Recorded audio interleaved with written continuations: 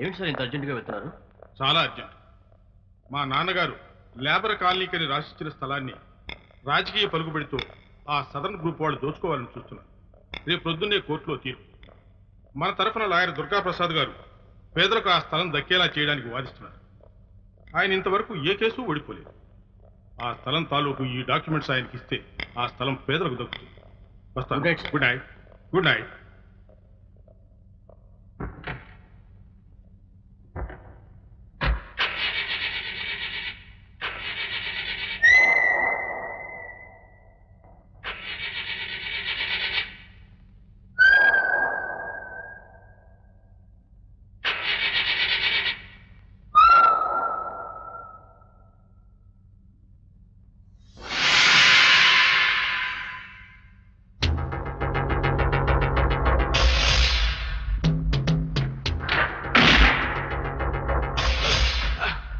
Documents ఎక్కడ?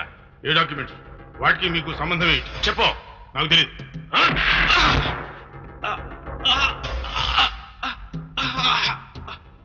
ఆగండి sir, మీకేం పర్వాలేదు.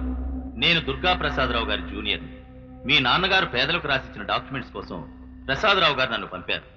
అవి ఎక్కడున్నాయో నాకు ఇవ్వండి, నేను తీసుకువెళ్తాను.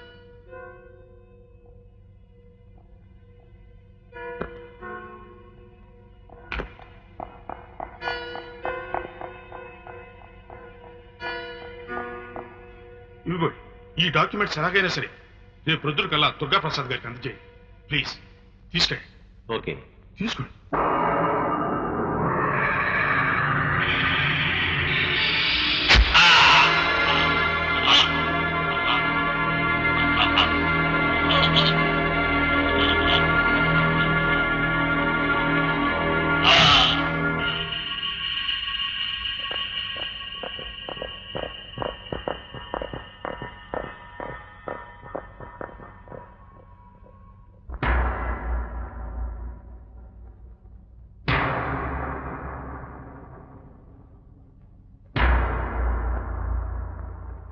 రాజాగారి కుమారుణ్ణి ఎవరో హత్య చేసి పేదల కాలనీకి సంబంధించిన డాక్యుమెంట్స్ దొంగిలించారని లాయర్ దుర్గాప్రసాద్ గారు ఆరోపిస్తున్నారు. కానీ పేదలకి ఆ స్థలంపై హక్కుందని ఎలాంటి ఆధారాన్ని దుర్గాప్రసాద్ గారు కోర్టులో ప్రవేశపెట్టలేని కారణంగా సదరన్ గ్రూప్ వారికి ఆ స్థలం చెందినదిగా నిర్ణయిస్తూ కోర్టు తీర్పు ఇవ్వడమైనది.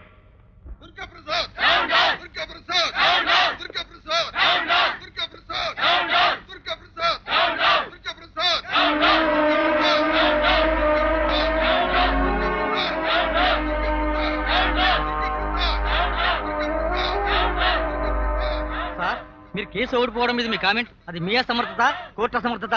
అసలు ఫైల్ ఉందా లేక పోయిందా? ప్లీజ్, నేను ఓడిపోయినందుకు బాధపడటం లేదు.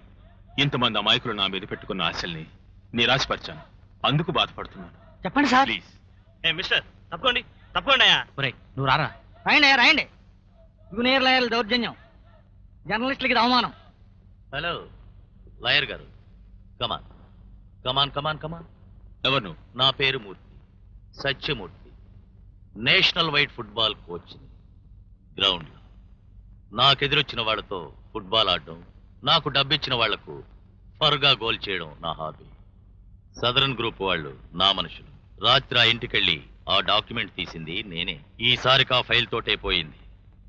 ఇంకోసారి నా తాలూకు ఏ మనిషి మీద కన్నెత్తి చూసినా పోతావు.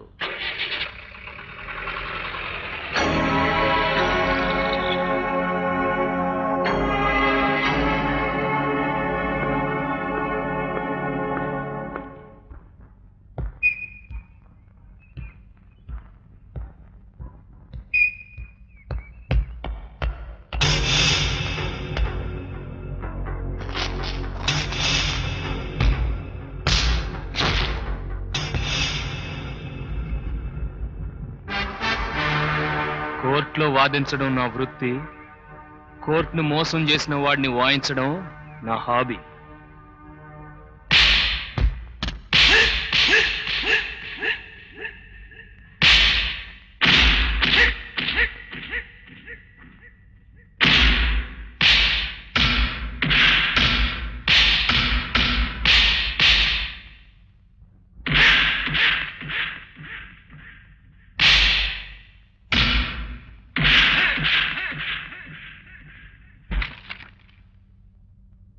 ఎస్ఐ గారు వీడిచ్చే స్టేట్మెంట్ తీసుకోండి.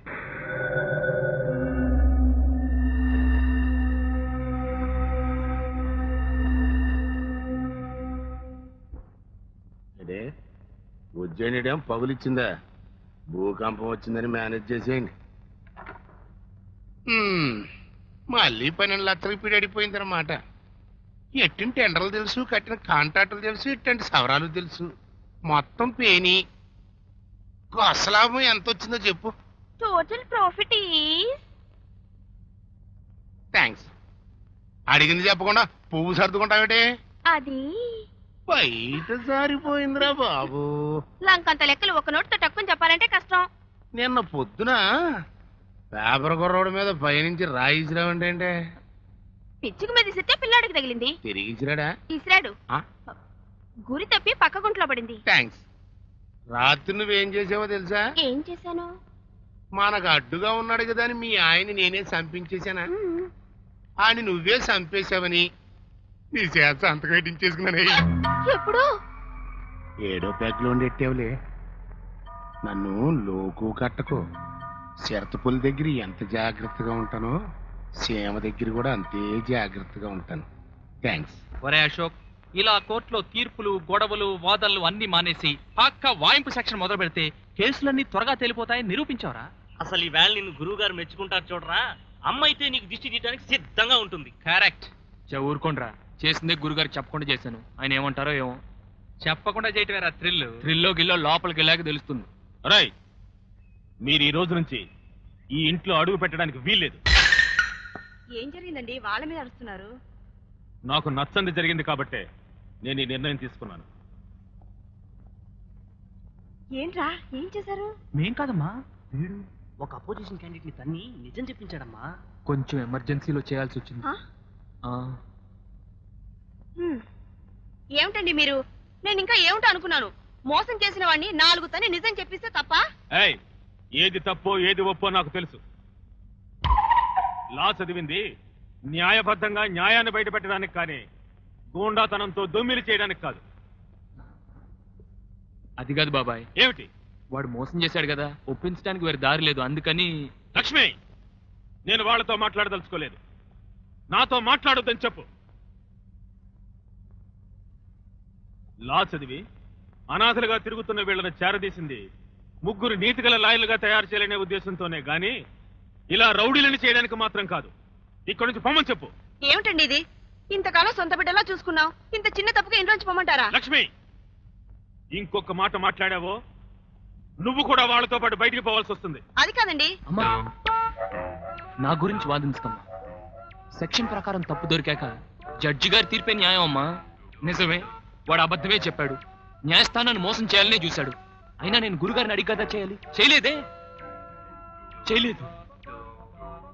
ఈ ప్రయత్నంలో వాడిద్దరు మనుషుల్ని చంపాడు. ఆశలు పెట్టుకుని లేబర్కి అన్యాయం చేశాడు. పోలీస్ స్టేషన్ తీసుకెళ్తే అంతేగాని నిజం చెప్పలేదు. అందరూ దుర్గా ప్రసాద్ గారి శిష్యుడు అదరగొట్టాడని చప్పట్లతో బెదరగొట్టారు. కానీ దుర్గా ప్రసాద్ గారి గుండెల మీద కొడుతున్నామని ఊహించలేదే. మమ్మల్ని ఎందుకు క్షమించాలి? క్షమించకూడదు. అమ్మా, మేమేమన్నా పేగు తెంచుకుని పుట్టిన వాళ్ళమా? పేవుమెంట్ మేంచి వచ్చిన వాళ్ళం. మమ్మల్ని ఎందుకు క్షమించాలి? అవునరా, మళ్ళీ పేమెంట్ మీదకే పోదాం. ఒరేయ్, ఏంట్రా, నిజంగా వెళ్ళిపోతారా? ఎక్కడికి వెళ్తారా? గూడు లేని పక్షికి ప్రతి చెట్టు గూడేనమ్మా. చెత్త డైలాగ్. తెగిన గాలిపటం ఎక్కడికి వెళుతుందమ్మా? ఏ కరెంటు తీగను చేరుకుంటుంది? అమ్మా, మీ రుణం ఈ జన్మలో తీర్చుకోపోయినా వచ్చే జన్మలోనైనా తీర్చుకుంటాం. పదండ్రా. ఒరేయ్, ఏమండి? అశోక్, ఒరేయ్, మీ కష్ట తీరిందిగా, రండి భోజనానికి. మన ఇద్దరే కూర్చొని తిందాం. బిడ్డలకు ఇష్టమని గుత్తొంకాయ కూర కూడా చేశాను. నాకు ఆకలిగా లేదు. అవునులేండి, అనాథ బిడ్డల్ని పంపించేశారన్న ఆనందంతో మీ కడుపు నిండి ఉంటుంది. ఏమిటే నన్ను సాధిస్తావు? ఒక తండ్రిగా వాళ్ళను ఆ మాత్రం మందలించే అధికారం నాకు లేదా? వాళ్ళు నా పరువు కోసం ఇదంతా చేశారన్న ఆనందం నాకు లేదనుకున్నావా? పొమ్మంటే వెళ్ళిపోవడమేనా?